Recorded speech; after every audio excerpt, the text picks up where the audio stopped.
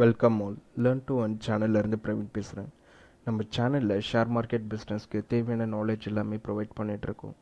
So இந்த வீடியோவில் Nifty moment நாளைக்கு 4/9/2023 மூமெண்ட் எப்படி இருக்க போகுதுன்றதை பற்றி ஜஸ்ட் ஒரு கிளான்ஸ் மாதிரி பார்ப்போம். And Nifty movement last trading டேயில் பார்த்தீங்கன்னா, அதாவது ஃப்ரைடே நியூ கான்ட்ராக்ட் வந்து ஓப்பன் ஆச்சு. ஸோ அதில் நமக்கு மூமெண்ட் பார்த்தீங்கன்னா நம்ம எக்ஸ்பெக்ட் பண்ணிகிட்டு இருந்தது டவுன் ட்ரெண்டில் வரப்போகுதுன்னு நினச்சோம். பட் ஆனால் நமக்கு மார்னிங்கே நம்மளோட ரெசிஸ்டன்ஸ் வந்து பிரேக் ஆகிட்டு நல்ல ஒரு அப் ட்ரெண்ட் போச்சு. ஸோ அந்த அப் ட்ரெண்ட் வந்து நமக்கு மார்க்கெட் ரன்னிங்கில் இருக்கும் போது தான் வந்து நியூஸ் அனௌன்ஸ் ஆச்சு.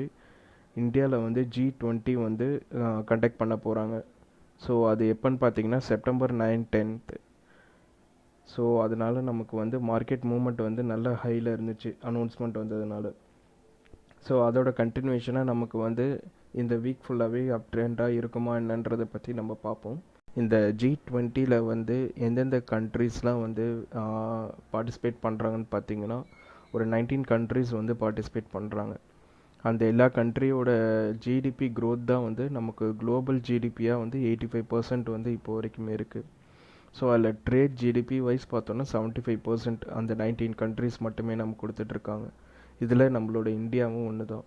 ஸோ இது பார்த்திங்கன்னா நமக்கு வந்து டெல்லியில் வந்து கண்டக்ட் பண்ண போகிறாங்க. இதில் முக்கியமாக இந்தியா எதுக்கு பார்ட்டிசிபேட் பண்ணுறாங்கன்னு பார்த்தீங்கன்னா, நமக்கு வந்து minerals and renewable energies and மோஸ்ட்டாக வந்து எனர்ஜிஸ்க்காக தான் வந்து அவங்க வேர்ல்டில் இருக்க பெரிய பெரிய கண்ட்ரிஸ் கூடலாம் வந்து கான்ட்ராக்ட் எடுக்கிறாங்க. ஸோ அது ஸ்டோரேஜ் இதெல்லாம் பற்றி பேசுகிறதுக்காக தான் வந்து அவங்க இந்தியா முக்கியமாக வந்து பார்ட்டிசிபேட் பண்ணுறாங்க. ஸோ அதனால் இந்த வீக் நம்ம வந்து storage and renewable energy sector, power sector அதெல்லாம் வந்து கான்சன்ட்ரேட் பண்ணலாம் ஈக்விட்டி ட்ரேடர்ஸ்.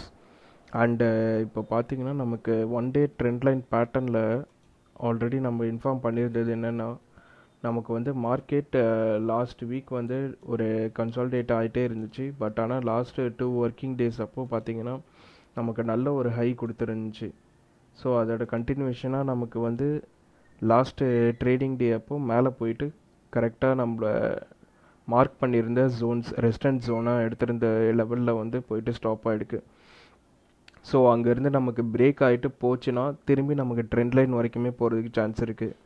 ஸோ அகெயின் நமக்கு வந்து 20,000 அந்த ரேஞ்சு வந்து ரீச் ஆகுமா, இல்லை இந்த நியூஸுக்காக நமக்கு வந்து அப் ட்ரெண்டில் போகிற மாதிரி காட்டிட்டு திரும்பி ரிவர்ஸில் இறக்கிடுவாங்களான்னு சொல்லிட்டு வெயிட் பண்ணி பார்ப்போம்.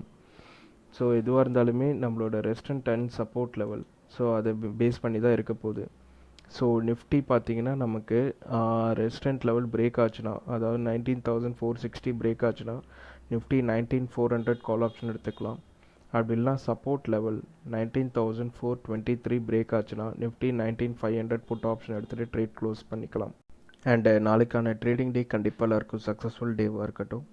அண்ட் லேர்ன் டு ஒன் சேனல்லேருந்து ப்ரொவைட் பண்ணுற வீடியோஸ் எல்லாமே யூஸ்ஃபுல் அண்ட் நாலேஜபிளாக இருக்குன்னா கண்டிப்பாக லைக், ஷேர் அண்ட் சப்ஸ்கிரைப் பண்ணிவிட்டு சப்போர்ட் பண்ணுங்கள். தேங்க்யூ.